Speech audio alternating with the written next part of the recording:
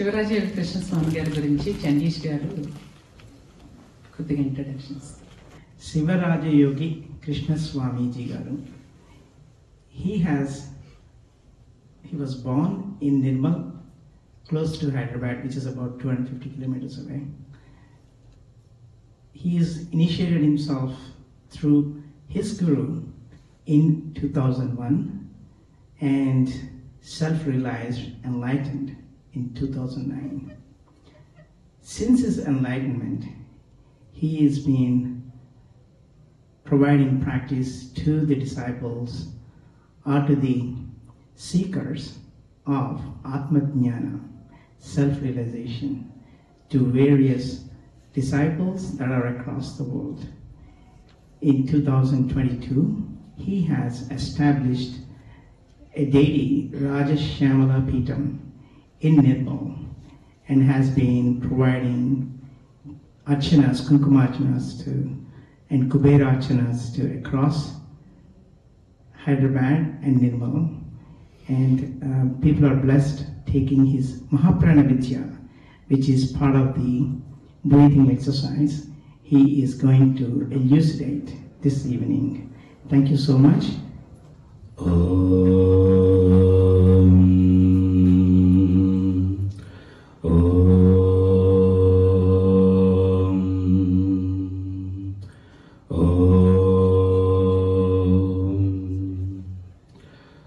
సదాశివ సమారంభం శంకరాచార్య మధ్యమం అస్మదాచార్య పర్యంతం వందే గురు పరంపర.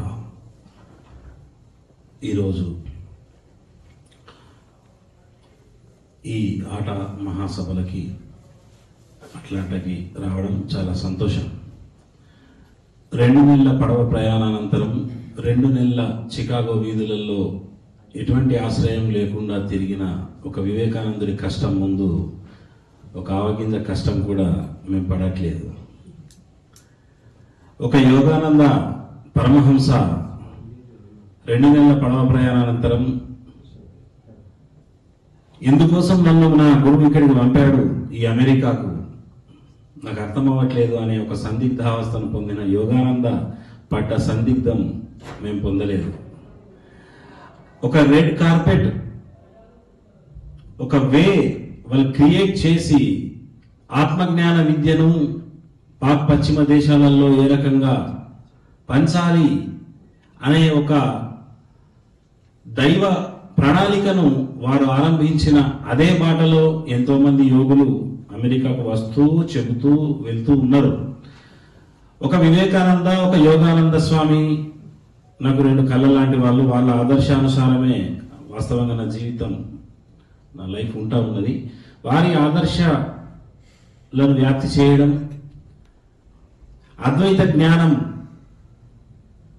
ఆత్మ జ్ఞానం ఏదైతే ఉన్నదో అది అనుభూతిగా పొంది ఆ విద్యను అతి సులువుగా ఏ రకంగా మానవులు ఆచరించవచ్చో ఈ కాలానికి తగ్గట్టుగా దాన్ని వ్యాప్తి చేయడంలో భాగంగా అమెరికాకు రావడం జరిగింది. అందులో ఇటువంటి గొప్ప వేదిక ఆట మహాసభలు, మన అమెరికన్ తెలుగు అసోసియేషన్ ఈ వేదిక పైన ప్రసంగిస్తానని నేనైతే అనుకోలేదు.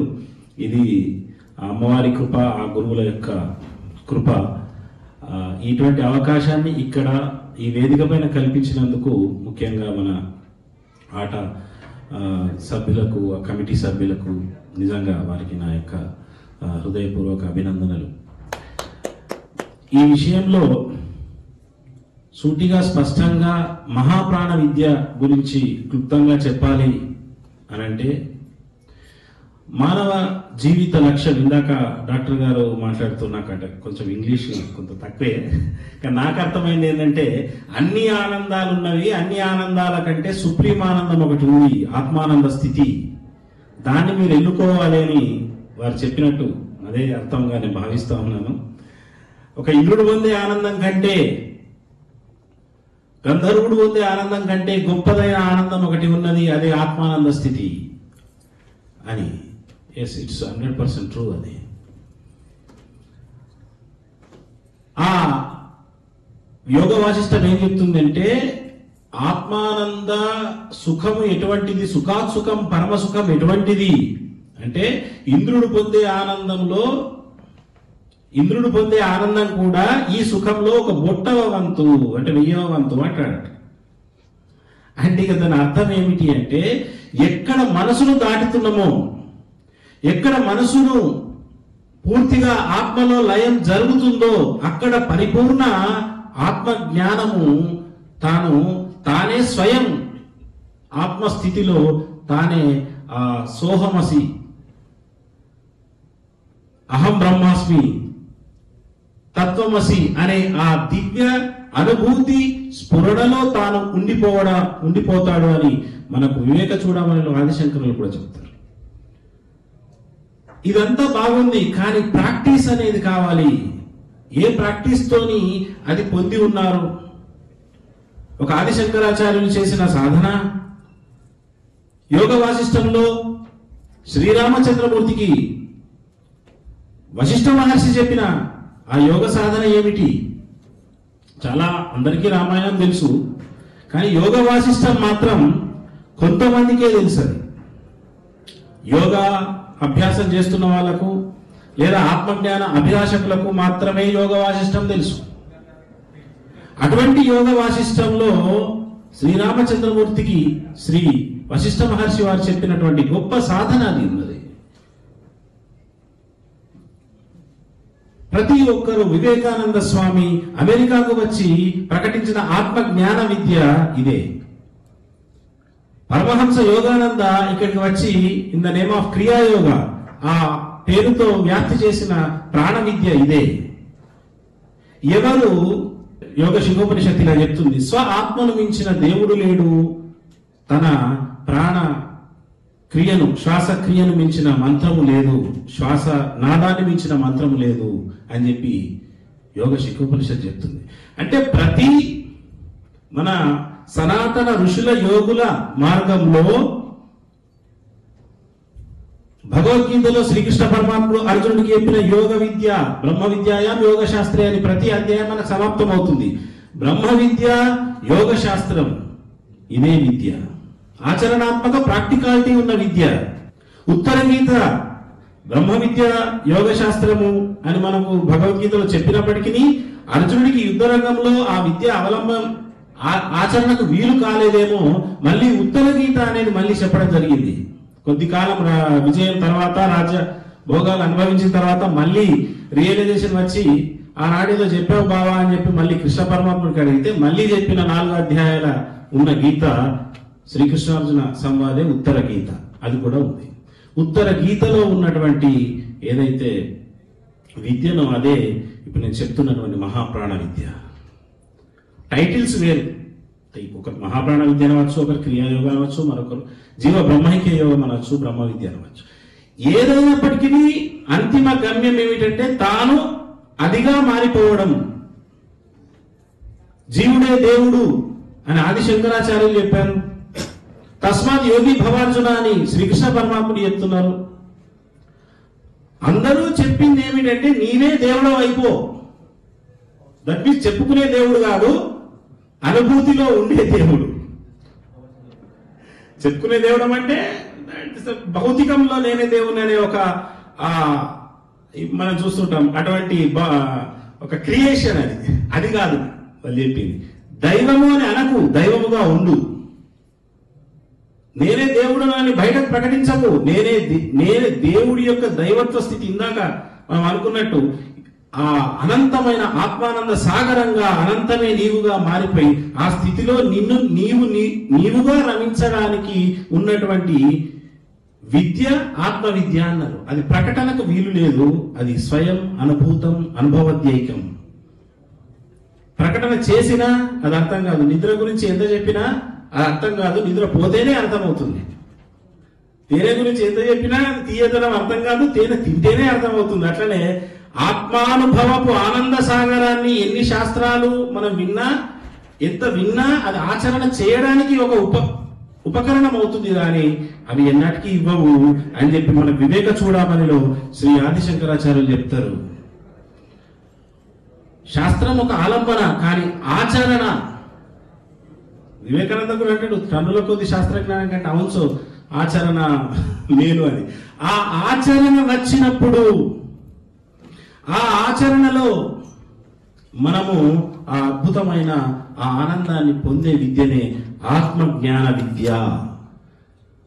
మరి మన లోపల మనల్ని తెలుసుకోవడానికి భగవాన్ రమణులు, అరుణాచల రమణులు చెప్పినట్టు నీవెవరో నువ్వు తెలుసుకో, నిన్ను నువ్వు తెలుసుకో. ఎక్కడ తెలుసుకోబడ్డది? ప్రపంచమంతా తెలుసుకుందామా? నీవెవరో ప్రపంచంలో నీవు కనిపించవు. ముందు నీలో నీవెవరో, నీ సత్యస్వరూపం ఏమిటో, నీ అనంత తేజోమయ ఆనంద సాగరపు నిధి ఏమిటో నీలో కనుగొనబడినప్పుడు అప్పుడు లోకమంతా ఉన్న ఆ తత్వం కనిపిస్తుంది. ఎందుకంటే ఫస్ట్ ఒక సామెత ఉంది, మన ఒక పచ్చ కామెర్లో వచ్చిన వారికి లోకమంతా పచ్చగా కనిపిస్తుందని. లోకమంతా పచ్చగా కనిపించాలి అంటే ముందు మనకు పచ్చ కామెర్లు రావాలి, అప్పటి వరకు కనిపించదు. అట్లనే లోకమంతా ఉన్న ఈశావాస్యం ఇదం సర్వం ఎత్కించే జగత్యాం జగత్ తేన తెక్తేన పుంజీత మాహుద కస్య సిద్ధనం అని ఈశావాస్యోపనిషత్తులో తొలి మంత్రం. అంతటా ఈశ్వరుడు ఉన్నాడు, పరిపూర్ణ త్యాగంతో అతన్ని తెలుసుకోబడతాడు. నీ అహంతను త్యాగం చేసినప్పుడు తెలుసుకోబడతాడని ఆ ఫస్ట్ మంత్రం చెప్తుంది. మరి ఉపనిషత్ వాక్యం ఎంత గొప్పగా ఉన్నది. ఎప్పుడు తెలియబడుతుంది అంటే బయట వెతికినన్ని రోజులు తెలియబడదు. లోపల తాను ఆ అనుభూతిని పొందినప్పుడు ఏ మూల పదార్థము నుంచి, ఏ చైతన్యం నుంచి, ఏ తత్వం నుంచి ఈ సమస్త సృష్టి ఆవిర్భావమైంది, ఏ కాంతి నుంచి ఈ అనంతం, ఏ అద్వైతపు స్థితి నుంచి ఈ ద్వైతమైన ప్రపంచం వచ్చింది, ప్రకృతి వచ్చింది, ఈ యొక్క ఇన్ని కోట్లాను కోట్ల ఆత్మలు ఉద్భవించినవి అని ఆ మూలతత్వము తన లోపలనే ఆవిష్కృతం అవుతుంది. ఆది శంకరాచార్యులు ఏమంటారంటే లోకమంతా అనంతమైన ఈశ్వరుడు ఉన్నాడు, ఆ ఈశ్వరుడు యొక్క తత్వం ఉన్నది, ఈశ్వరుడు తేజోమయ తత్వంగా ఉన్నాడు. అటువంటి పరమాత్మ ఎవరో కాదు, నువ్వే శివోహం అన్నాడు.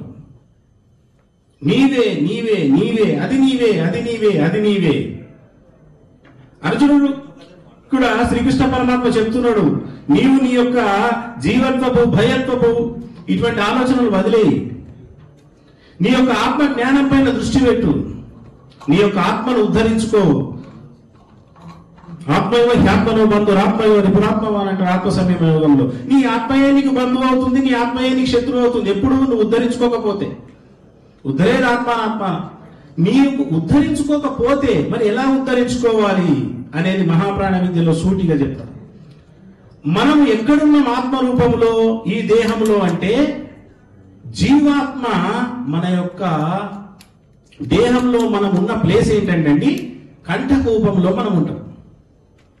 విశుద్ధ చక్రంలో జీవస్థానము ఇక్కడ, దిస్ పాయింట్. జీవుడు ఉన్న ప్రదేశం మన లోపల విశుద్ధ చక్రం.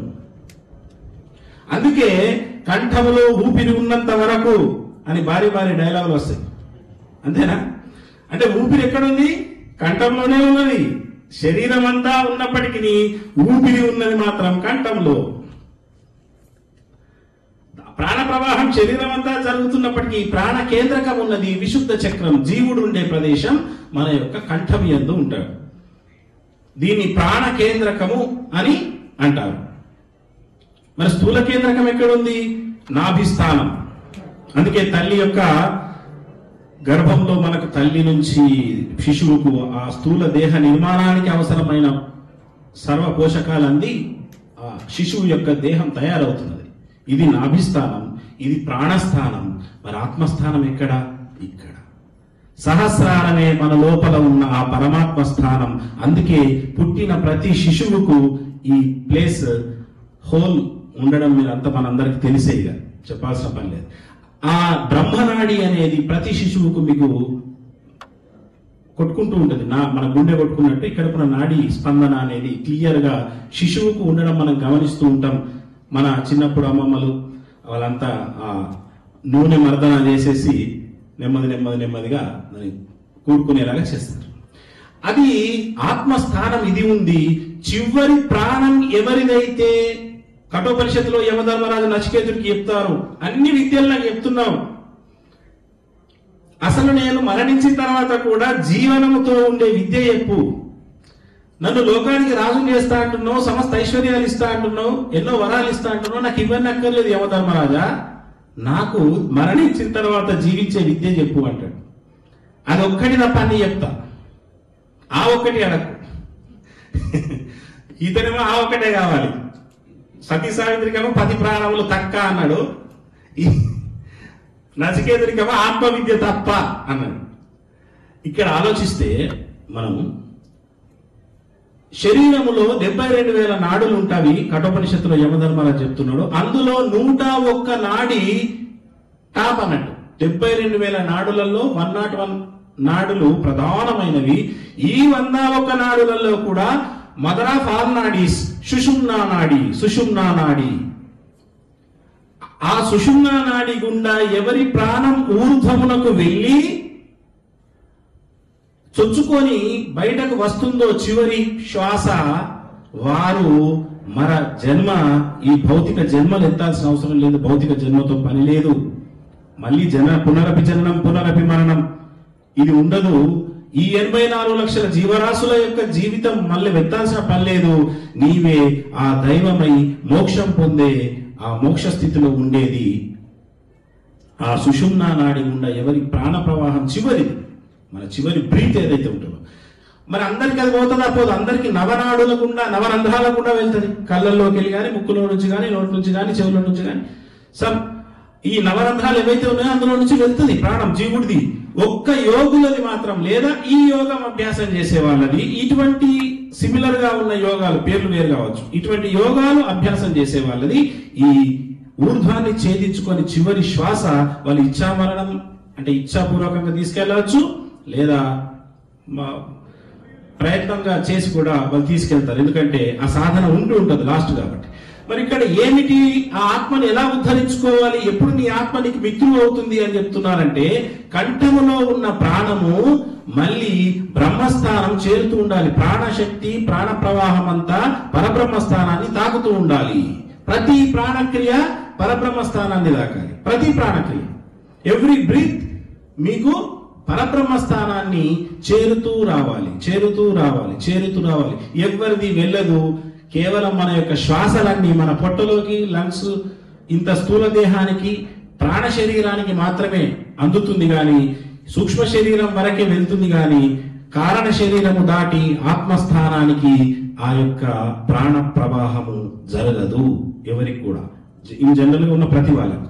మరి ఎవరికి ఆ స్థానం వరకు రీచ్ అవుతుంది అని అంటే, కేవలము ప్రాణ ప్రవాహము ఇక్కడికి పరమాత్మ స్థానం చేరినప్పుడు మాత్రమే అవుతుంది. దీనికి కొన్ని మనకు యోగులు చెప్పినటువంటి త్రిబంధనం ద్వారా కానీ, ఈ రకంగా కుండల్ని రేసింగ్ పరంగా కానీ ఇవన్నీ చెప్పి ఉన్నారు. కానీ ఈ కాలపు మానవులకు సహజ సంసారులు వ్యాపార రంగంలో కానీ, ఉద్యోగ రంగాలలో కానీ ఎక్కువ ఉన్న వాళ్ళు ఉంటారు కాబట్టి కొన్ని హఠయోగాది క్రియల ద్వారా కానీ ఈ కాలంలో కొంతవి సెట్ కావు ఇప్పుడున్న ఆధునిక యుగానికి. అందుకే మహాప్రాణ విద్య ఎంత సులువైంది అంటే, ఒక చిన్న మనకు అతి సులువుగా ఒక ఆటలాగా, ఒక ఆనందంగా, సులువుగా సులభంగా ఉండడం అనేది మీరు గమనిస్తారు. ఈ క్రియ తరోగా డైలీ చేస్తూ పోతే మనకు ఒక 6 months లో మన ప్రాణ ప్రవాహం మాడు భాగాన్ని టచ్ అవ్వడం అనేది మనకు తెలుస్తుంది. మాడు భాగం టచ్ అవ్వడం ఏంటండి అనడానికి ఏం సంశయం లేదు, చిన్న విషయం. మనం ఏదైనా భోజనం చేస్తుంటే ఎవరైనా తలుచుకుంటే శరణ పడుతుంది చూడండి, పైకి మాడుకు ఘాటు, ఏదైనా ఘాటైన పదార్థాలు తిన్నప్పుడు శిరస్సుకి ఎక్కుతుంది ఆ ఘాటు. అప్పుడు మన దగ్గర ఉన్న వాళ్ళు పైన ఇట్లా టచ్ చేస్తారు. ఎందుకంటే ఆ సిస్టమ్ ఒకటి ఉంది. మన యొక్క కంఠకూపం నుంచి వయా అంగిలి, సాఫ్ట్ ప్యాలెట్ గుండా ప్రాణశక్తి నేరుగా బ్రహ్మస్థానం, సహస్రాల భూమికను చేరే ఒక రూట్ ఉంది. ముక్కు ప్రధానంగా శ్వాసిస్తున్నాం కాబట్టి ఆ రూట్ ఓపెన్ అవుతలేదు. ఎప్పుడైతే ఈ జీవుడికి ఇక్కడ మర్దన జరగాలి, కంఠం యందు, విశుద్ధి చక్రం యందు ప్రాణ మర్దన జరిగినప్పుడు ఆ యొక్క క్రియ పైకి వెళ్తూ ఉంటుంది. ఏ రకంగా ఇది మనకు అభ్యాసం ఉన్నదే. చిన్ననాడు మనం పుట్టిన పసిపిల్ల నాడు మనం ఏ రకంగా బ్రీత్ తీసుకున్నామో అదే రకంగా మళ్ళీ తీసుకోవడం అభ్యాసం చేయాలి. కంఠాన్ని మర్దన చేయడం అనేది చేసినప్పుడు ఆ జీవుడి యొక్క గమనం ఊర్ధ్వం అవుతా ఉంటుంది. ప్రాణక్రియ ఊర్ధ్వగమనం అవుతూ ఉంటుంది. ఏ రకంగా అంటే ఒక 1 minute మీకు చేసి చూపిస్తూ ఉంటాను, తర్వాత ఒక 2 నిమిషాలు మీరు కూడా ప్రాక్టీస్ చేయొచ్చు.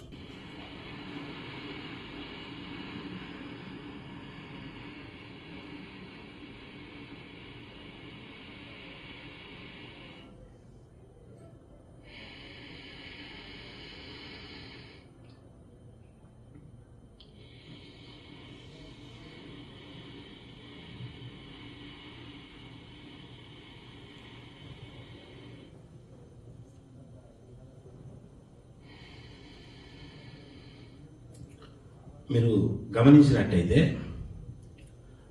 ఈ గొంతు రాపిడ్ అంటే అంగిలి ద్వారా జరుగుతుంది. అంగిలి అంటే సాఫ్ట్ ప్యాలెట్, ఈ తెలంగాణ లాంగ్వేజ్ అంగిలి అంటారు. మరి అని ఇంకా కొండ నాలుక అదే వెనుక భాగం నుండి. సో అంగిలి అంటే మీకు తెలిసిన ఐడియా ఉందా వర్డ్?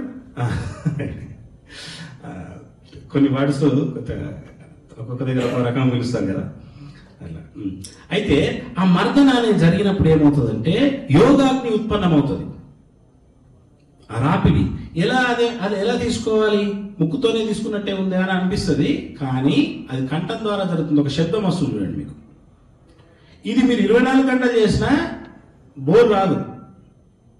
ముక్కుతో మనం అంత స్పీడ్గా చేస్తే ఈ ముక్కు పుటలు ఉష్ణానికి చెడిపోతాయి. ముక్కుతో మనం ఇంత డెప్త్గా తీసుకోలేము, అంత క్రియ పైకి పోదు. అది ముక్కు ప్రధానంగా, కంఠకూపం ప్రధానంగా ఈ ముక్కులో వచ్చే గాలిని అది ఊర్ధ్వముఖం పంపిస్తూ ఉంటుంది ఆ ప్రెషర్ ఇచ్చినప్పుడు.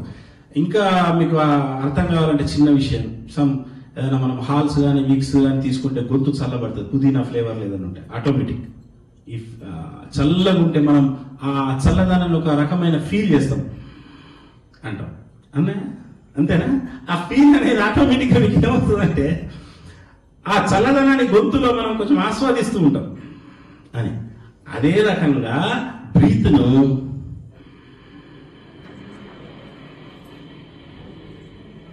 దీర్ఘంగా వెళ్తుంది. 1 నిమిషం పాటు క్రియ వెళ్తానే ఉంటది. నిమిషానికి 15 శ్వాసలు తీసుకునే మానవుడి యొక్క మనసు,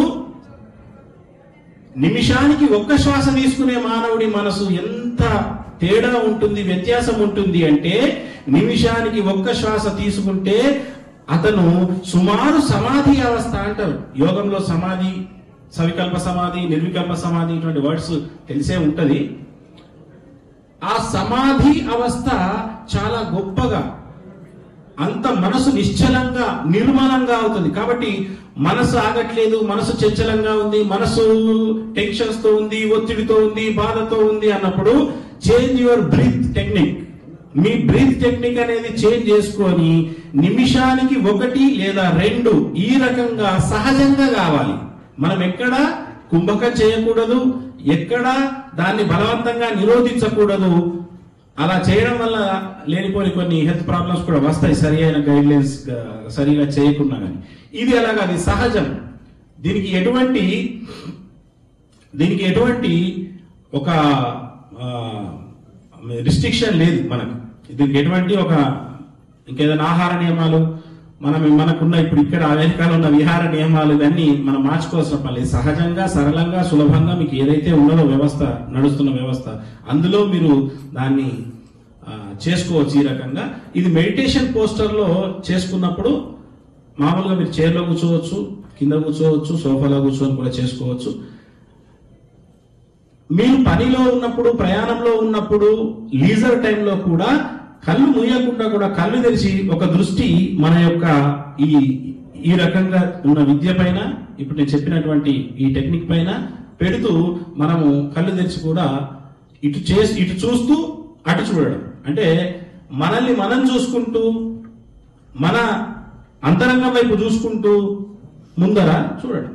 కాబట్టి ఈ రకంగా దీన్ని ఏమంటారంటే ఎరుక స్థితి, సాక్షి భావన, తామరాకు మీద నీటి పొట్టులాగా జీవించడము అంటారు. అంటే మనతో మనం ఉంటూ లోకంలో ఉండడం. కానీ ఇవాళ మనతో మనల్ని ఏమో లోకమంతా మనలో పెట్టుకున్నాం. ప్లేస్ మనలో మనకు లేదు, లోకంకు ఉన్నది. కాబట్టి ఈ రకంగా ఇంత గొప్ప వేదిక పైన ఈ ఉన్న కొద్ది సమయంలో మనం ఇంత గొప్పగా మీ అందరికీ ఈ యొక్క మహాప్రాణ విద్య గురించి, ఆత్మజ్ఞానం గురించి చెప్పడం నా యొక్క భాగ్యంగా, భగవంతుని అనుగ్రహంగా నేను ఫీల్ అవుతా ఉన్నాను. అందరికీ ఆ పరమేశ్వర దివ్యాశీస్సులు. శుభం భూయాత్.